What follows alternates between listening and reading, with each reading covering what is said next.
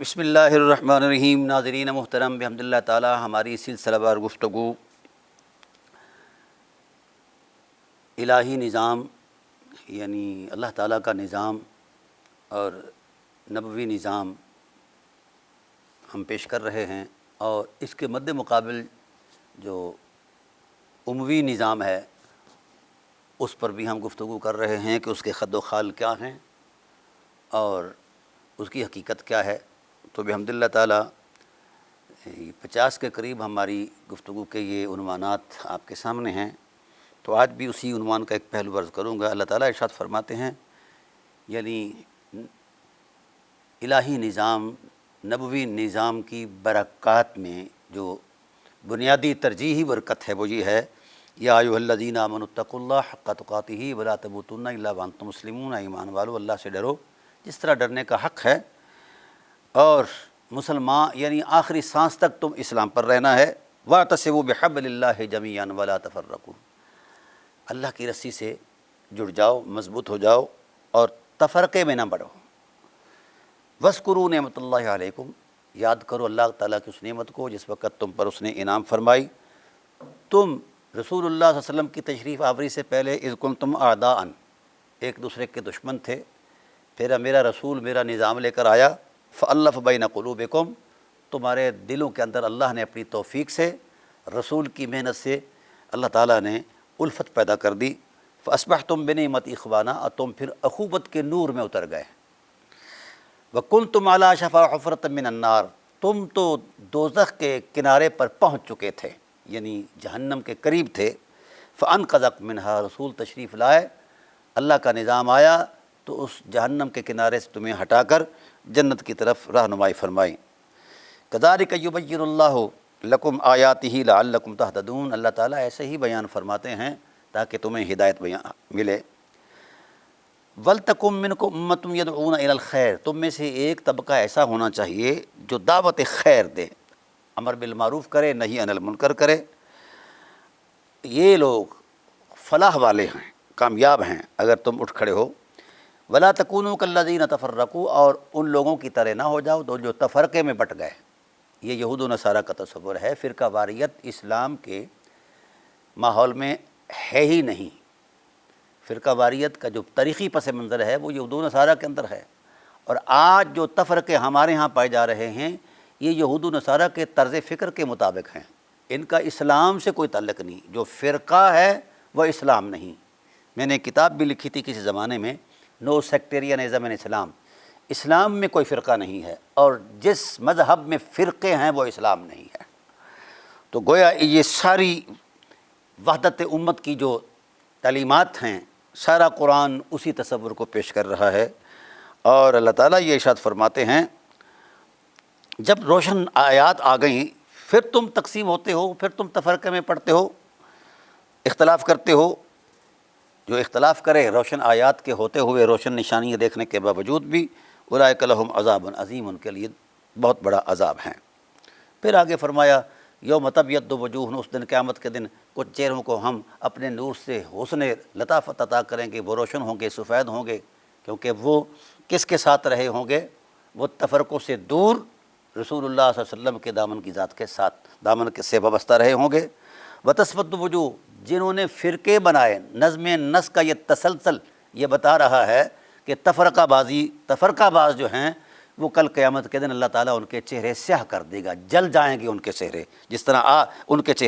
طرح آج یہ جلاتے ہیں نا امت مسلمہ کے ساتھ ڈالو مسلمانوں کو ایک دوسرے کے خلاف کر کے آگ بھڑکاتے ہیں، تو کل قیامت کے دن ان مولویوں کے چہرے اللہ تعالیٰ جہنم کی آگ سے جھلسا دے گا، اور ان سے کہا جائے گا فذوقوا العذاب بما کنتم تکفرون، تم اللہ تعالیٰ کی آیتوں کا انکار کرتے تھے، جہاں اللہ جن کو تکریم دیتا تھا تم ان کی توہین کرتے تھے، اور جن کی توہین کرتا ہے کفر کی وجہ سے ان کی تکریم کرتے تھے، اور آج یہ چیز چل رہی ہے۔ میں نے پچھلے پروگراموں کے اندر بتایا کہ اللہ وحدہ لا شریک نے انسانیت کی تکریم کا جو تصور دیا ہے، اور اس میں سے خاص وہ رشتے جو رسول اللہ صلی اللہ علیہ وسلم کی ذات سے جڑے ہوئے ہیں، عطرت پاک کا رشتہ ہے، امہات المومنین کا رشتہ ہے، اور آل رسول صلوات اللہ تعالیٰ علیہم کا رشتہ ہے، اصحاب رسول کا رشتہ ہے، تو ان رشتوں کی تکریم جو ہے یہ قرآن کریم کی ترجیحات میں شامل ہے، تعلیمات کی ترجیحات میں شامل ہے۔ تو پھر میں نے یہ بھی بتایا تھا کہ یہ جو سورہ احزاب کے اندر یہ جو واضح طور پر فرمایا گیا تھا کہ جو شخص رسول اللہ صلی اللہ علیہ وسلم کے رشتوں کی تکریم نہیں کرتا، ازواج مطہرات کی بھی حرمتی کرتا ہے، تو اس کے 5 ٹائٹل ہیں، اور پہلا ٹائٹل اس کے لیے لعنت کا ہے، دوسرا ٹائٹل اس کے لیے وہ مرجف کا ہے، اور اسی طرح بددیانت کا ہے، ملعون ہونے کا ہے۔ یہ سارے ٹائٹل قرآن کریم نے دیے ہیں۔ اور یہ جو شوباز یہ کرتے ہیں، ہاں جی، شوبازیاں کرتے ہیں، ان کو قرآن کریم کی آیات کی حکمت کا بھی نہیں پتہ۔ ویسے تو اپنے آپ کو بڑا عالم سمجھتے ہیں کہ بہت بڑا فن خواں ہے، چونکہ چرب لسانی جو ہے یہ علم نہیں ہوتا، علم کی دنیا اور ہے اور دلیل کا تقدس اور ہے۔ تاہم قرآن کریم نے یہاں تک کہہ دیا کہ تمہارے نقشہ خیال سے بھی اگر کوئی آلودگی گزر گئی اہل بیت نبوت کی بابت، نقشہ خیال سے کہنا تو دور کی بات ہے، اور ان سباہیوں نے تو اس پلیدی کو، اس حرامزادگی کو عقیدہ بنایا ہوا ہے نا جی۔ قرآن کہتا ہے کہ اگر نقشہ خیال سے بھی کوئی آلودگی گزر گئی کہ تم حرم نبوت کے کسی فرد عصمت پر انگلی اٹھاتے ہو، تو اللہ وحدہ لا شریک جو ہے اس پر بھی مواخذہ کرے گا، یعنی خیال کو آلودہ کرنا بھی حرام ہے۔ یہاں تک تو بیان فرما دیا گیا، اور اس کی سزا یہ تجویز فرمائی اللہ تعالیٰ نے کہ ایک تو ان کو منافق کہا، مرجف کہا، یعنی ان کی گفتگو شیطانیت پر مبنی ہوتی ہے، شرارت پر مبنی ہوتی ہے، اور مولا کائنات نے بھی اس کی نشاندہی فرمائی ہے۔ اور پھر ان کو ملعون کہا، اور ان کو کہا کہ ان کو گرفتار کی جائے، پھر قتلوا تقتیلا، یہ ان کو قتل کیا جائے، یہ اس کی کم از کم سزا ہے۔ سنت اللہ فی الذین خلو من قبل، یہ اللہ کا پہلا طریقہ ہے پہلے لوگوں کے اندر، پرانے لوگوں کے اندر یہ طریقہ چلا آ رہا ہے۔ جو بھی نبی کی حرم کے کسی فرد پر انگلی اٹھاتا ہے، اللہ تعالیٰ اس کے لیے یہی مواخذہ کرتے ہیں۔ ان اللہ لعن الکافرین واعد لهم سعیرا، تو ایسے کافروں پر اللہ لعنت کرتا ہے، یعنی اس کا کافر ہونا بھی قرآن سے ثابت ہے۔ اور پھر ایک اور قرآن کریم نے جو حکمت بری بات کہی، رسول اللہ صلی اللہ علیہ وسلم کی عزت، آپ کے وقار کا لحاظ رکھنا ہر مومن کی ایمانی ذمہ داری ہے اور مجبوری ہے۔ جو چیز آپ کے وقار، خاندانی وقار ہو یا سماجی، معاشرتی، معاشی، جس بھی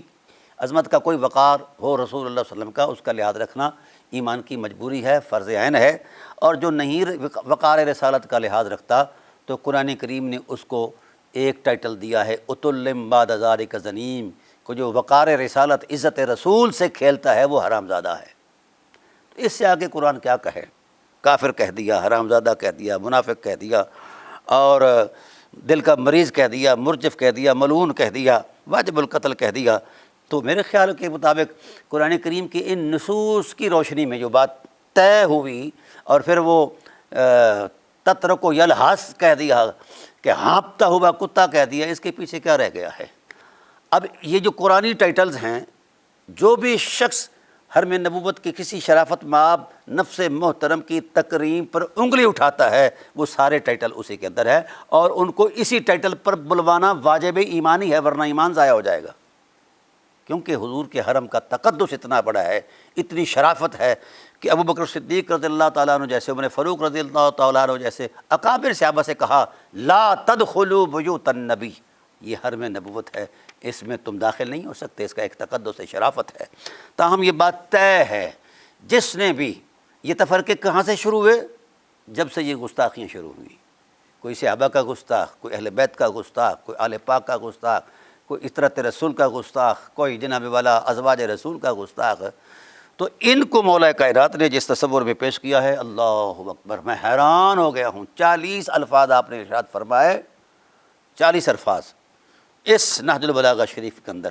میں حیران ہو گیا ہوں کہ اگر میں ان کی تفصیلات میں اتروں تو پھر مجھے ہر لفظ کی قوت میں تقریباً 40 آیات پیش کر کے یہ اس کی وضاحت کرنا ہوگی، اور انشاءاللہ میں اس کو سیریل وائز کروں گا کہ کیا کیا الفاظ مولا کائنات نے ایسے کہے۔ تاہم یہ بات طے ہے کہ جناب والا تفرقہ کسی بھی صورت میں نہ اسلامی معاشرے کے لیے مفید ہے، اور نہ ہی انسانی وقار کے لیے مفید ہے۔ بلکہ قرآن کریم نے تو فرقہ واریت کو شرک سے بھی بدتر کہا ہے۔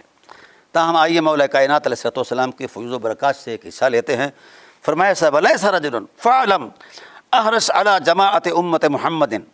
والفتحا منی ابتغی بذلک حسن الثواب وکرم المآب والصافی بالذی وأیت علی نفسی وإن تغیرت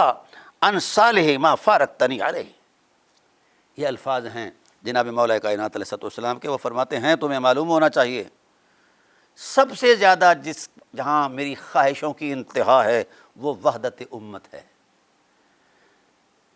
جناب مولا کائنات علیہ الصلوۃ والسلام نے وحدت امت کے لیے جو کچھ فرما دیا ہے، میرے خیال ہے اس جیسا کہیں کو تصور نہیں ملتا، کہیں بھی۔ فرمایا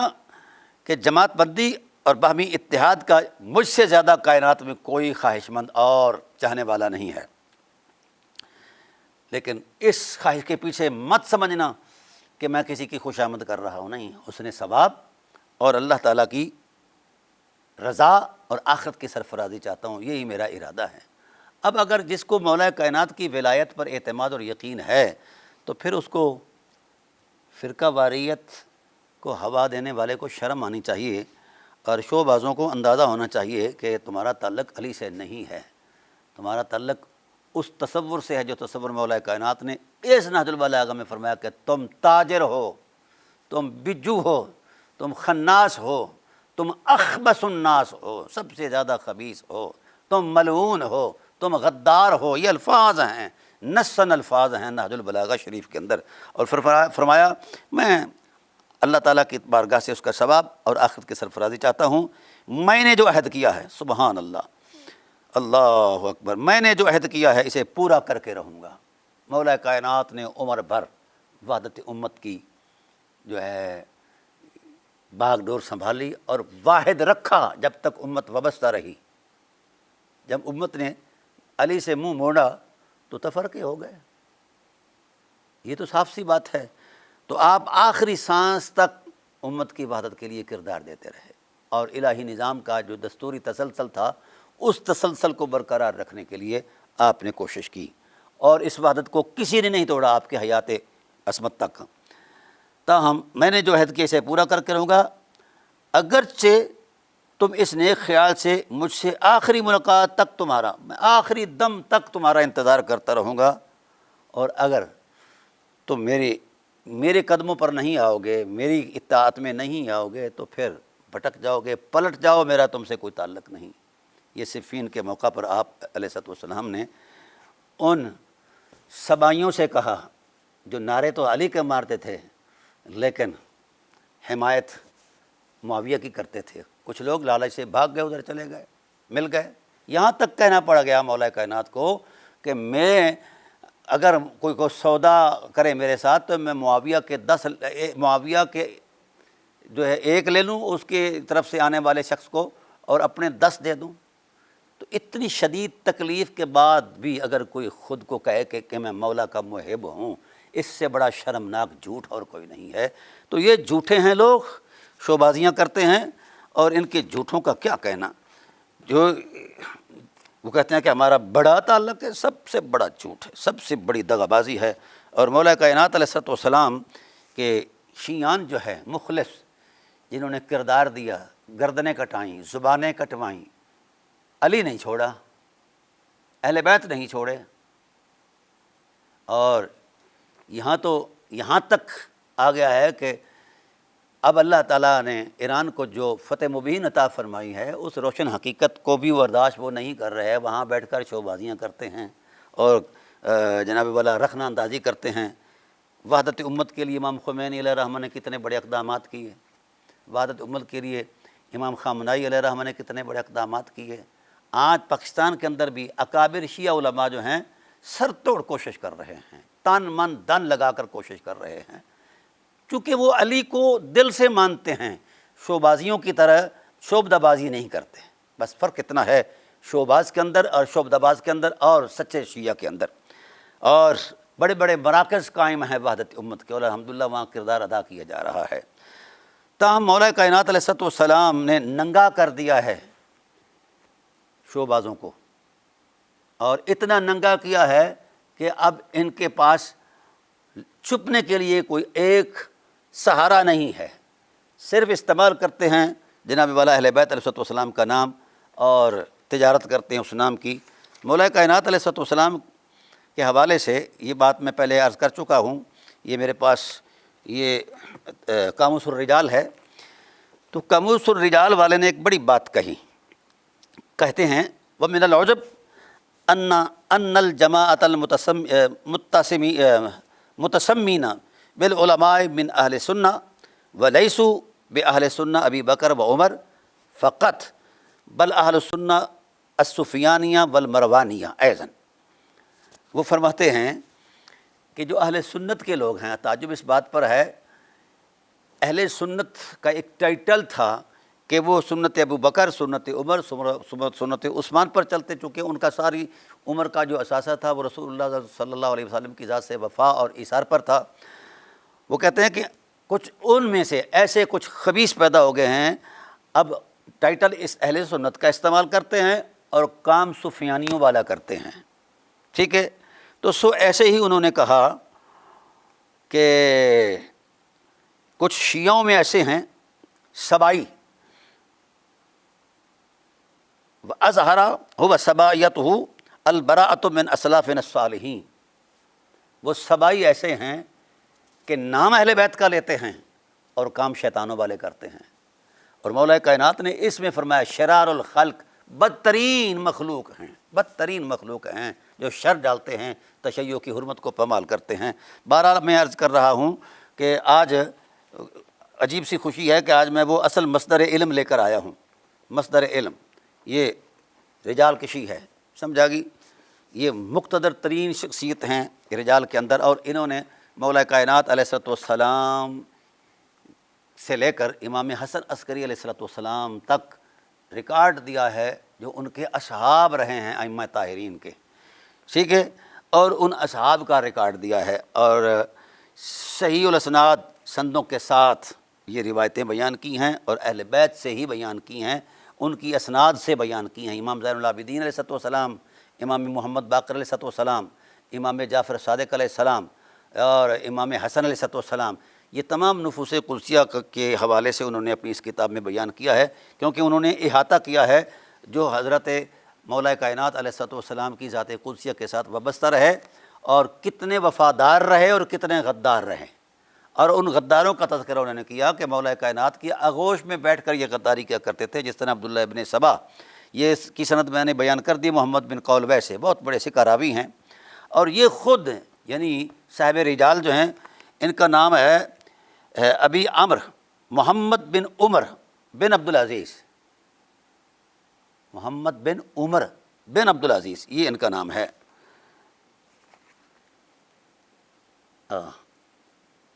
تو میں عرض یہ کرنا چاہتا ہوں کہ علم کی دنیا میں اترو اور ڈرامہ بازی چھوڑو۔ وہ کہتے ہیں کہ اپنا حضرت محمد باقر، امام محمد الباقر علیہ السلام فرماتے ہیں، یہ پوری سند کو بیان کر کے نا جی، فرماتے ہیں انا عبداللہ ابن سبا کانا یدعی النبوۃ و یزعم ان امیر المؤمنین هو اللہ تعالیٰ، وہ بات جو میں پہلے سنا چکا ہوں کہ انہوں نے یہ الوہیت کا دعویٰ کیا فلاں فلاں کہ حضرت علی الہ ہیں وغیرہ، اور یعنی دو دعوے اس نے کیے ہیں، ایک تو یہ دعویٰ کیا، اور مولا کائنات علیہ السلام نے فرمایا کہ کس بنیاد پر کہتے ہو، تو اس نے کہا کہ مجھے وحی آئی ہے، الہام ہوا ہے،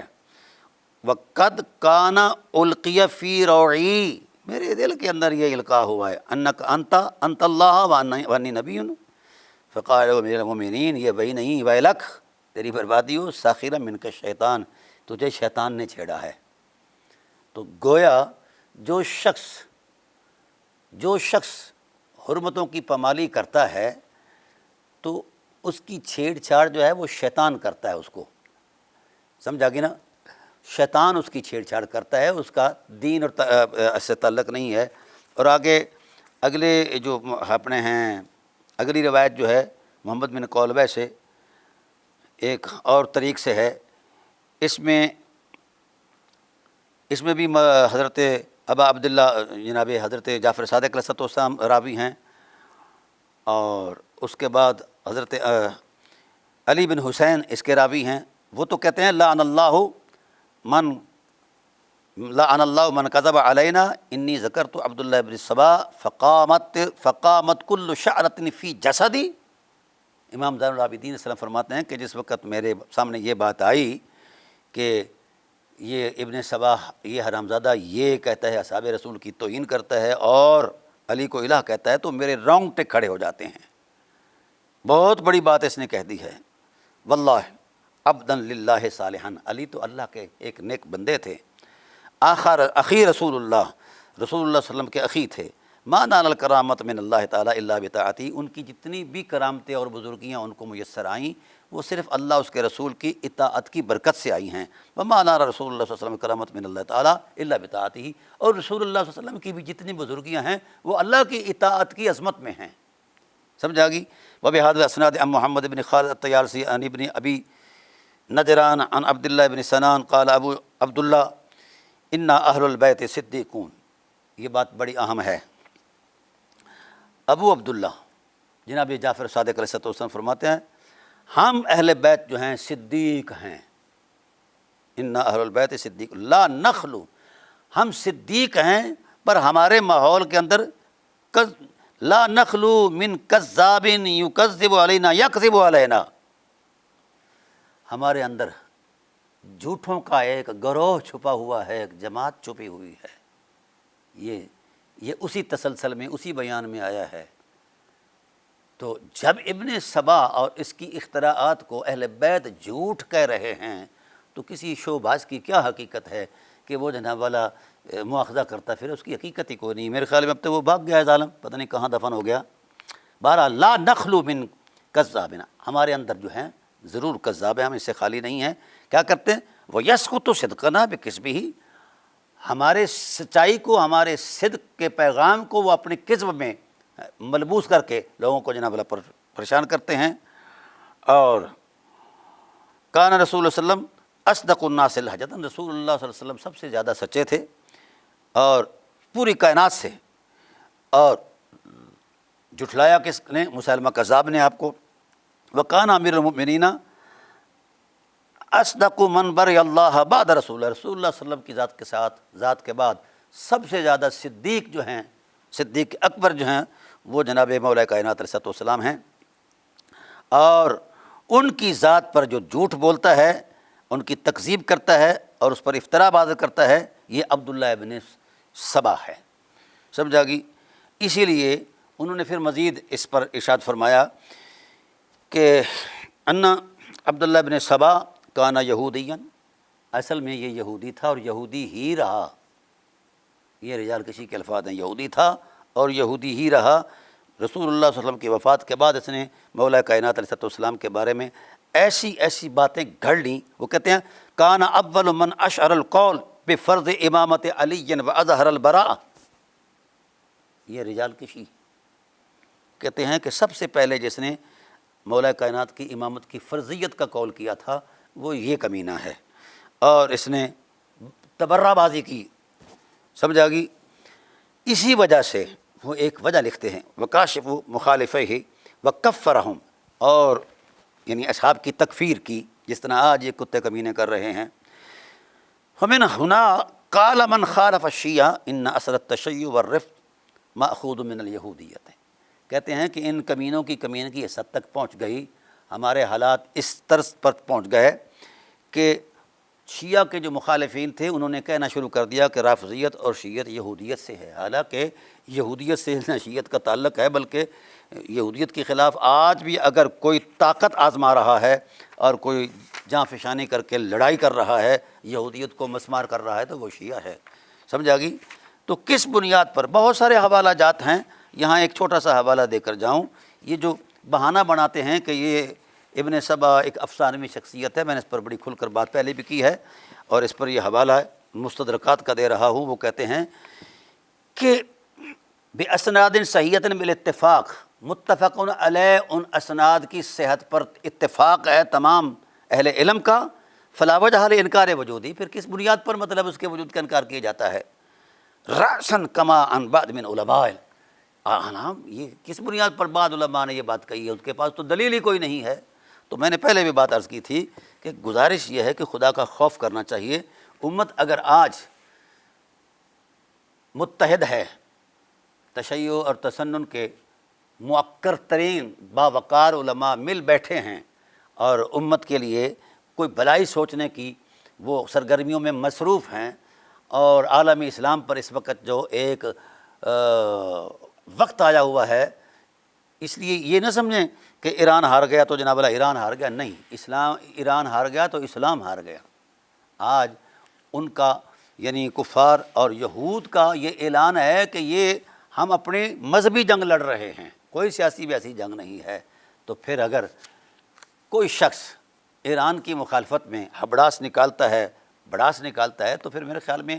وہ ٹرمپ سے بھی بدتر ہے، نیتن یاہو سے بھی بدتر ہے، خواہ وہ امام کعبہ کیوں نہیں ہے. اس لیے میں چاہتا ہوں کہ مولا کائنات علیہ السلام نے جو وحدت کا نقطہ ارتکاز دیا ہے اس پر آ جائے امت. تو انشاءاللہ میں پورے وثوق سے کہتا ہوں، اللہ تعالیٰ کی بارگاہ میں امید اور یقین کی عظمت میں کہتا ہوں کہ امت ایک ہو جائے گی اور غالب آ جائے گی. وَأَنْتُمُ الْأَعْلَوْنَ، خدا کا اعلان ہے، وَأَنْتُمُ الْأَعْلَوْنَ، تم ہی غالب ہو، إِن كُنتُم مُؤْمِنِينَ، جب تک کہ تم مومن ہو. اس لیے میں شو بازوں کو کہتا ہوں کہ شو بازی چھوڑ دیں، اور یہ ڈرامہ بازی کا وقت تمہارا اب ختم ہو چکا ہے، اور تمہاری ساری کچا چھٹا الحمدللہ فقیر نے سامنے کر دیا اور مزید کر رہا ہے اور کرتا رہے گا. چونکہ تم امت کے دشمن، اطرت کے دشمن، آل پاک کے دشمن، رسول پاک کے دشمن، مولا علی کے دشمن ہو، تو